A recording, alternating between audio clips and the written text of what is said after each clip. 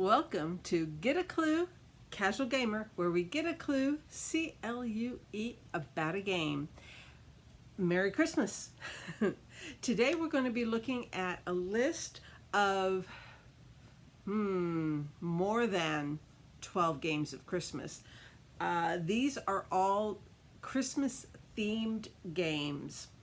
I have 8 that I'm honorably mentioning and 6 that are my top 6.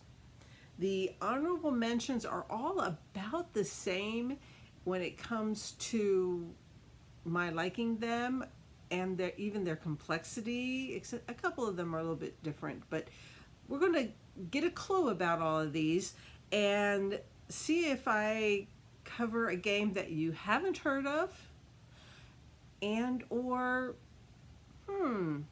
interests you, so that you can have a Christmas themed game for the Christmas season. So we're going to begin with the 8 honorable mentions. I've got separated by the age that the manufacturer says is the youngest to that should be able to play this game.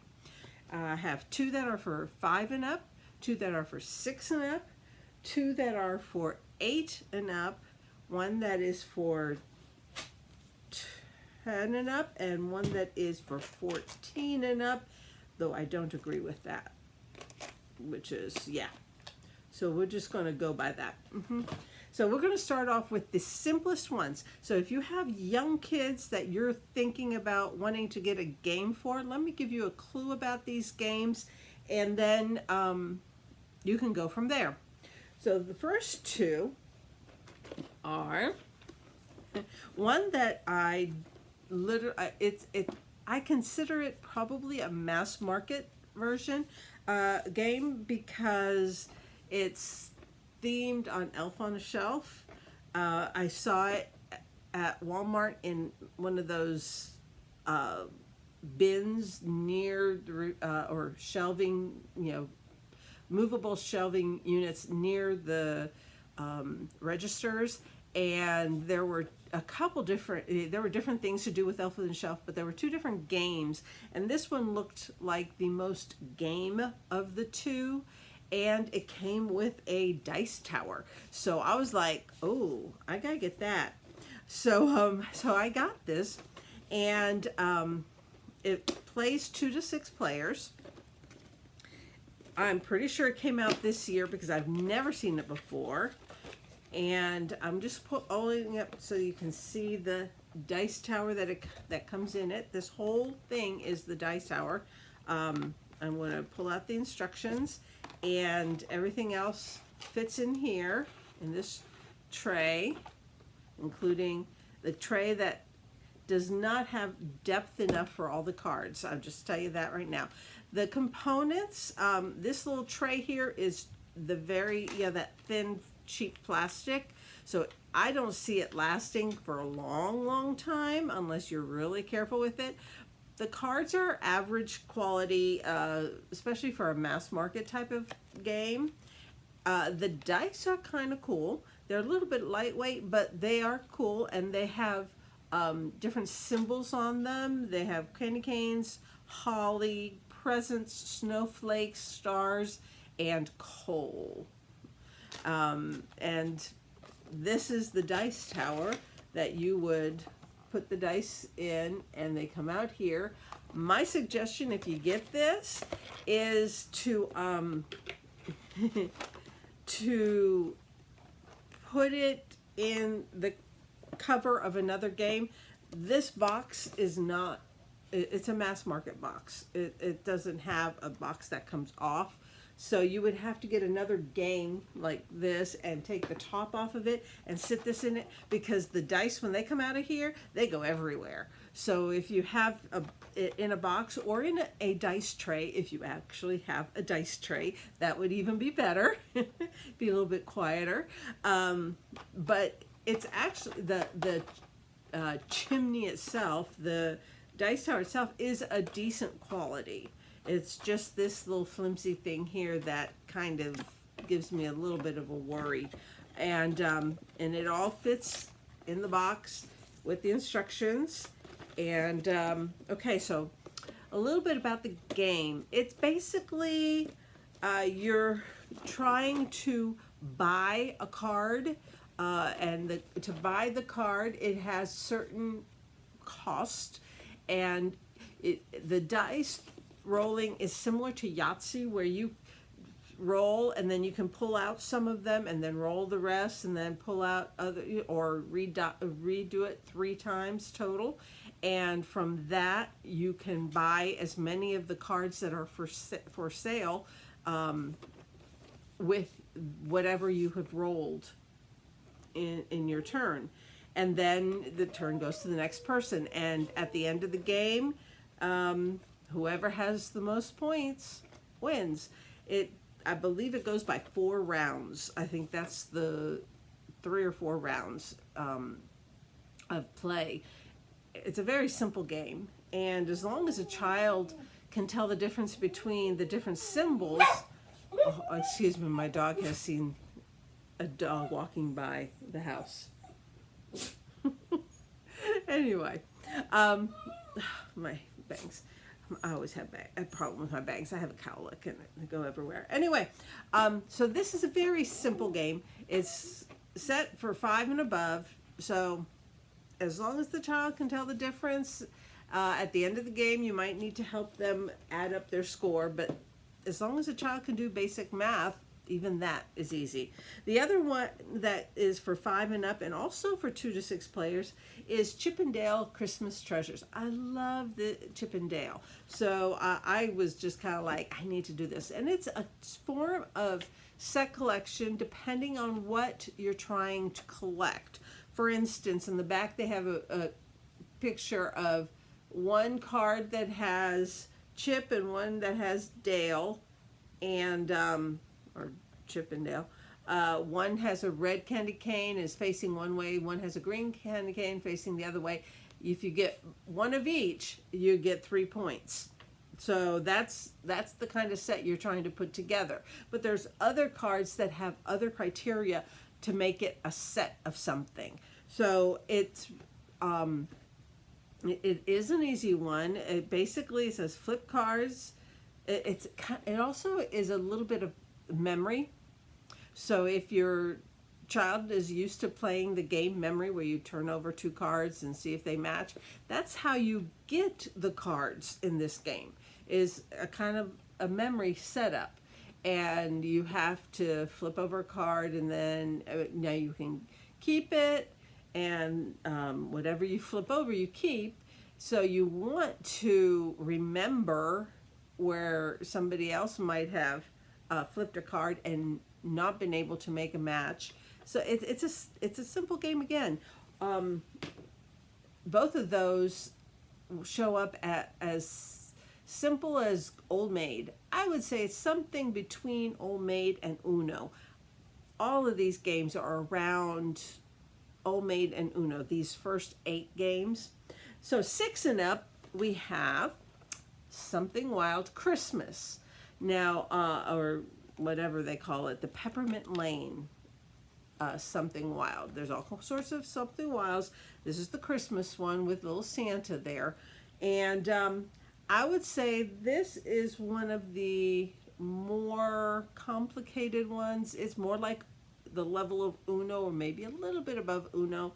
So I'm not sure about that 6 and up, unless it's got a lot of parental help.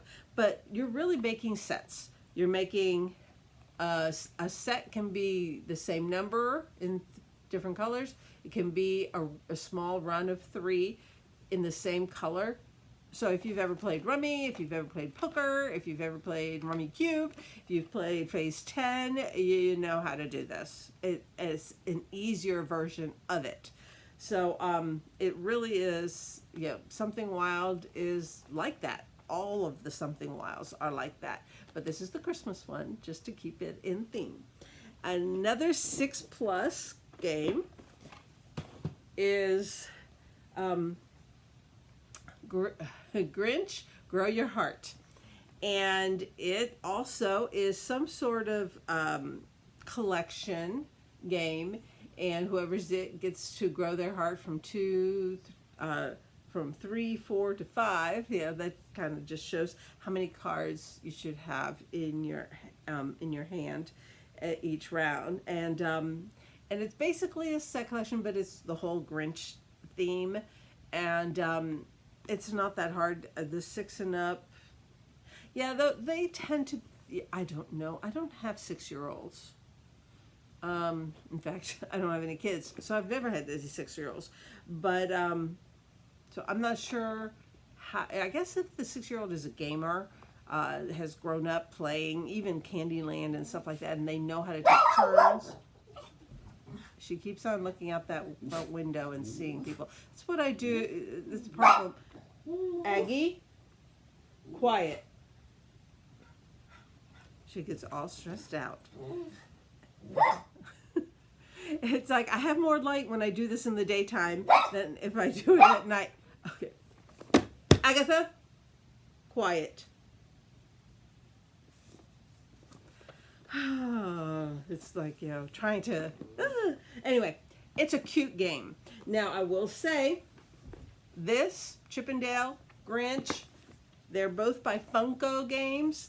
And Funko Games makes a lot of games. They've been making a lot of games lately, and they have a lot of different Christmas-themed games at different levels with different IPs. I mean, you can get one for Elf. You can get one for the Christmas Story. You can also get one for ages 8 and up. National Lampoon's Christmas Vacation. This is another Funko. It's Twinkling Lights game. Now, I talked about this last year. The Something Wild, I'm not sure if I had it last year, but the other 3 were new to me this year. This one is one I had last year, and it is, in my opinion, the most difficult of these first 8 that I'm showing, because it's not a difficult concept. You're trying to join by putting a card down, join lights in a row that will match one of the 3 cards that you have that you're supposed to try and accomplish, and whoever accomplishes it first wins. This one, you want to get a row with a yellow, green, and red. Yellow, green, and red in that order. Not a green, yellow, red. It has to be a yellow, green, red in that order. No, it can be facing either direction. It can be that way. Doesn't matter. But what's complicated is that there's always 2 lines on each card, and they're not connected to each other. So this red and green might work, but here you have a break. There's no yellow. The yellow's on a different string, so that doesn't complete this card. But that's basically the game. You're trying to complete the goals on the 3 cards that you have at the beginning of the game. You're the only one trying to get that order of lights, and you're placing down one tile at a time, and everyone out and taking turns trying to do it. Now, I would suggest the more people who play this, the better. Now, this plays, let me look at this, 2 to 4 players. I would not play it with less than 3 players. 3 or 4 players, or no, is it the other way around? Let me think a minute. I would only play it with 2 players. When you start getting higher numbers of players, it gets too chaotic, and too much can change between your turns. When there's only one other person, then it's less tiles making things complicated. But that is National Lampoon's Christmas Vacation, 8 and up. Another quote, 8 and up, is, I don't know if it's a game or pastime, but it's Charlie Brown Christmas Family Bingo. And it will play through, let's see, 2 to 18. There are actually 18 different cards in here to play off of. And It's bingo, basically. The only thing is it's a little bit more complicated than bingo in that it's not just a number you're looking at. Yes, there are numbers, but they're not in any specific order. You know, bingo, B is 1 through 15, I is 16 through 30. You know, it's set numbers in between. Here, the different sheets are random.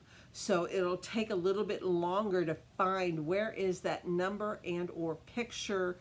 The number and the picture will be on the cards that you're flipping, but you can see that these are just all over the place. So that can complicate it a little bit, but it's Charlie Brown Christmas. I'm here like, I like that concept. I love Charlie Brown Christmas Special.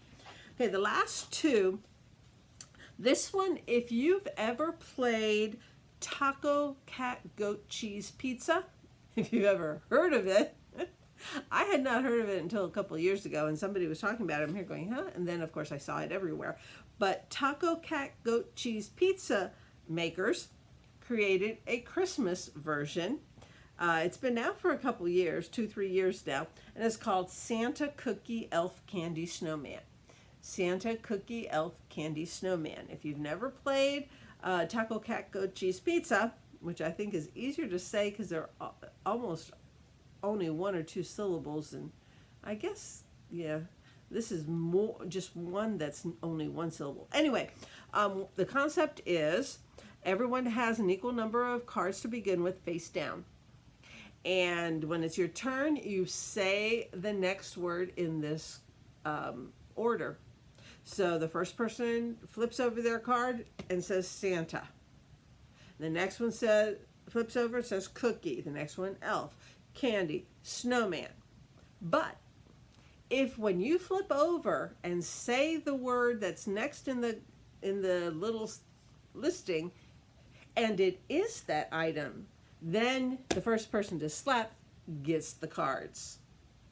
And the person who's left with cards at the end of the game, it's an elimination game, but at the end of the game, they win because they've got all the cards. It's kind of like War, but not. And it can be very silly and frustrating. I think it really works better with teens and up, I think. I think teens, young adults especially, would have a lot of fun with. Santa Cookie, I'm reading backwards, Santa Cookie Elf Candy Snowman. And that's this one. And then the last one that I got this year, like I said, only 2 of these were left over from last year's. The rest are all new this past year.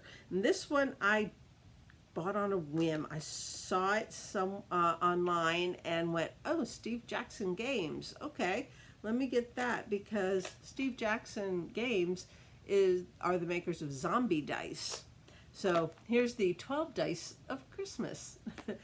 And it's literally 12 Dice of Christmas. And in this little box, you have the dice, you have a little dice bag, and you have a pad of these. Okay, the concept is very simple. Whoever's or first player rolls all the dice and picks one of the dice for themselves and keeps it at that number. And then you take turns until all the dice are gone. Now, when you pick a dice, you can either use it immediately or save it for later. If you use it immediately, you just X out that number on your little page, your little sheet, from 1 to 12, you X out that number and put it in the bag. If you save it for later, you can combine it with other numbers and create larger numbers and X them out. As long as you do it by the end of the game, as long as you're able to you X out as many as you can, and once no one has any more that they can use, the next person is it, and they roll all the dice, and the play continues. And the first person to X out all 12 numbers wins the game. That's it. So I think that's kind of very easy, but there is strategy. It's like, do you use it right away or do you save it for later? You got a 4. Do you use it as a 4? Do you save it to, you could make it a 5, 6, 7, 8, 9, or 10, adding it with another die. Or even with 2 dice, you can make a 12 with 3 4s. You know, so there is a little bit of strategy there, but not much. It's a very simple concept. And as long as everyone who's playing is approximately the same level of ability, it should be pretty easy for everybody. So those are my honorable mentions. Now let's get to my top 6 favorite Christmas themed games.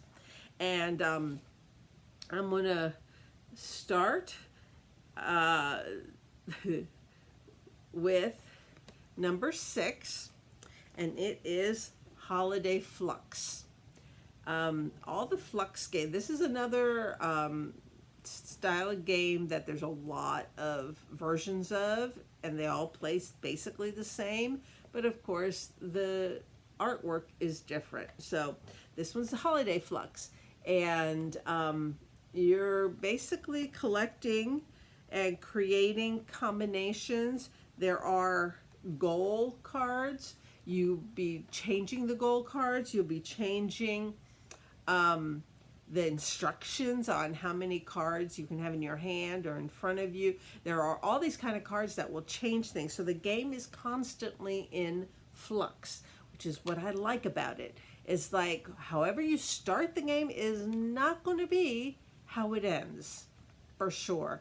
And throughout the game is in flux. The rules are in flux. They keep on changing by people playing a card that changes that particular rule.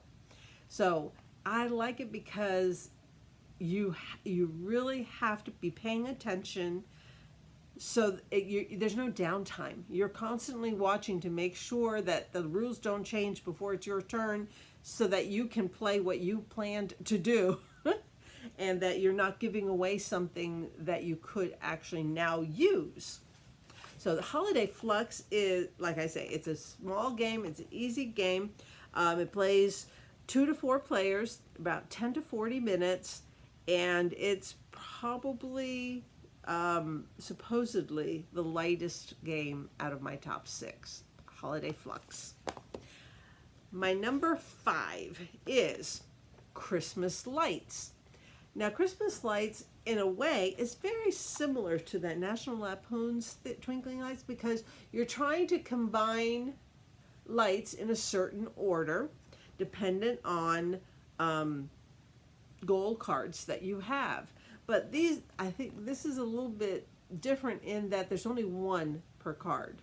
There's not intertwining things. And now, the first game, this actually comes with 12 instructions for 12 different games. The first game, the main game, the original game, is a little bit tough. It plays similar to Hanabi, if you've ever played or heard of Hanabi. In other words, you can't see what cards you have. You are looking at the back of your hand, and everyone else is seeing the front of your hand, and you have got it's a game where everyone has to tell the truth. You ask specific questions like, is this one red?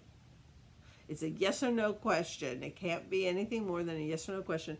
And little by little, you go finding out what you have, where you have, and keep track of where it is without seeing it. And then, now, I've never been able to get someone to play that version with me. Everyone's afraid of that version. So the game that I have played with friends is the first game in the alternate list of 11 games. And that is where you're seeing your hand and you're creating this line, but you see what you're doing. So you're taking cards and dropping and discarding cards, trying to get the correct cards to put them in the correct order on this long line of bulbs. So that is Christmas Lights. It's by 25th Century, 25th Century, I'm pretty sure. Yep, 25th Century Games, which I first discovered 25th Century, this game and one other in my top 6, when I got the game Kohaku, and which is one of my, if not my favorite game, especially playing solo. But when I went to the website to get that game, because at the time it was very hard to get it, I saw these other 2 games and got them back then. So that was my number 5. My number 4 is Patchwork Christmas Edition. Patchwork Christmas Edition plays exactly like Patchwork Original, Patchwork Americana. There's a slight difference in rules when they came out with Patchwork Halloween. Patchwork Express, I also have. It plays the same as this. It's just a shorter game, shorter grid.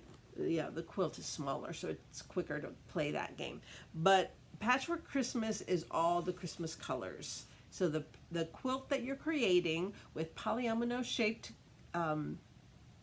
pieces, Tetris shaped pieces, and you're just creating a quilt. You're buying pieces with buttons. Buttons are the currency, and you're just putting them down on your little grid and trying to fill it as full as possible and earn as many buttons as you can.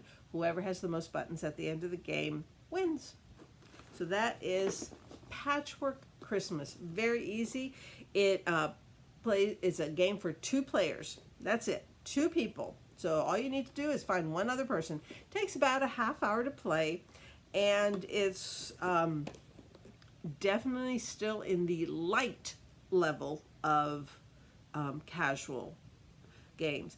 All of the ones that I've talked about up to now, in fact, all but one of them are in the light level of casual. Not light medium, but light. Okay? Then my number 3 is 12 Days. 12 Days has been around for quite a while, actually. It's the oldest of all of these games. Came out in 2011, and it's gorgeous. I love the artwork on it. It is beautiful, and it is definitely all about the 12 days of Christmas. You know, Partridge in a Pear Tree, you know. It is beautiful. It's by Calliope Games, and you're creating sets. It's you know, you're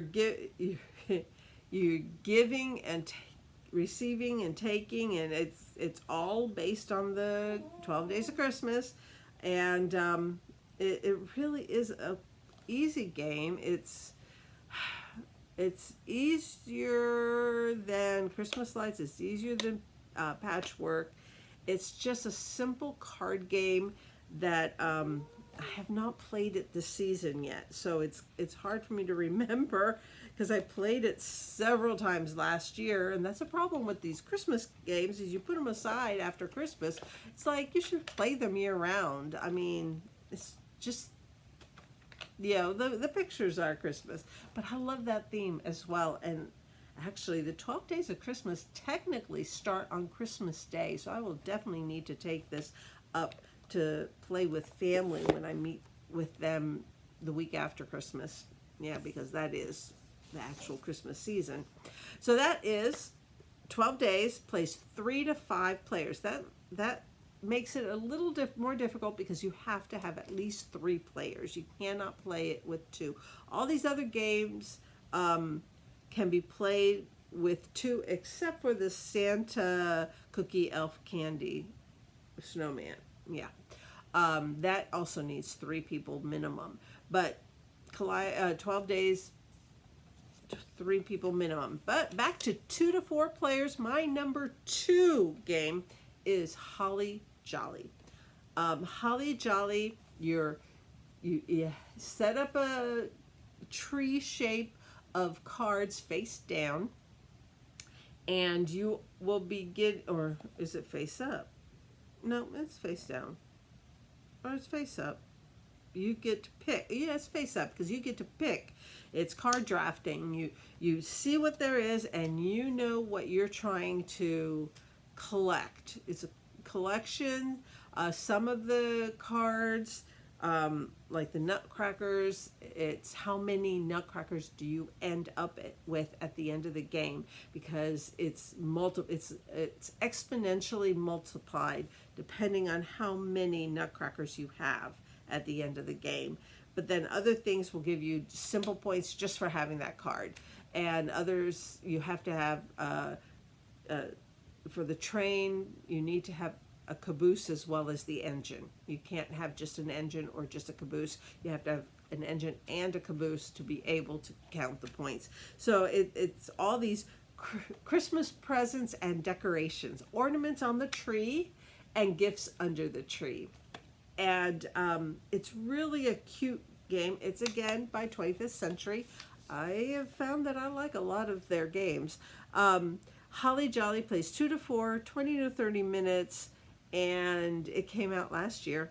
It's one of the newest ones I have. The 12 Dice of Christmas is the only one that this and Down the Chimney, probably the only two that came out this year. But this one came out last year, and I love it. It's really good. It was my favorite one of all my games last year, Christmas themed games last year. My number one is one that I acquired this year. I finally broke down and bought it, and it is Christmas Tree. Notice I really like these games that have Christmas tree in them.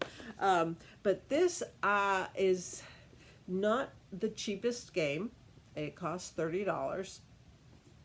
And because of that, I did not want to spend the money until I knew if I liked the game. So I played the game for the first time at the Dice Tower Retreat in September and said, yeah, it's actually one of the mechanisms that I most enjoy. And so it was like, there are a lot of other games that I could be playing, but this one really touches the sweet spot for me. And each person will have their own tree frame, and the cards are actually the diamond shaped cards, and again depends on the pattern and the goals, and there's several rounds in the game, and sometimes you just want to have a lot of red things in a row. Other times you want to have a gingerbread man, and he has different things he wants in 4 different directions, and if the more you have, the more points you get for having them. Or there are all sorts of different goals that come up on cards throughout the game. So so you're constantly, each round is going to have a different emphasis. So you don't want to just close yourself off for just one emphasis, because the next round you might need something different somewhere. And so so yeah, I fell in love with this game. It is also probably the most thinky game. It is the only one out of all of these games that I would consider a light medium game. Light medium is the maximum I go with on this channel for considering casual games. It is not a hard game, but you do have to plan carefully where you're going to put these different ornaments on your tree. And it plays 2 to 4 players. It takes about a half hour, 30 minutes, and it is a great game. I fell in love with it instantly, and all of us who played, I believe there were 4 of us who played it, so that was the max, and we all seemed to enjoy it. So yeah, I didn't win. I'm pretty sure I didn't win. I'm positive I did not win, but I'll tell you exactly, because it would be here. Let's see, Christmas tree. Christmas, yeah. Christmas tree, played. Bonnie won. I played with Bonnie and Mac and Mark, and Bonnie, in fact, I came in last. And I still love the game. I love games where I can come in last and still feel accomplished and still feel like I enjoyed this game throughout. I never felt like, oh, I want to give up. It's like, no, good games are games that take you through and you really enjoy them while you're losing, and you don't care. It's because you're having fun and it's using what you love most. And so that is my number one Christmas themed game, Christmas Tree. Number one. Number two, Holly Jolly. Number three, 12 Days. Number four, Patchwork Christmas. Number five, Christmas Lights. And number six, Holiday Flux. And there you have it. 14 games, all Christmas themed. The first 8 are very casual level, very low level, something around the level of Uno or less in complexity. So they're very, very easy. If you have younger kids, those are the ones to go with. These others, middle school and up should be able to play them. Yeah, middle school and up. Yeah, definitely high school and older. I mean, none of them is hard. So it's, the most difficult is Christmas Tree, and it's still a light medium. It's not even, it's a casual level. So there you have it.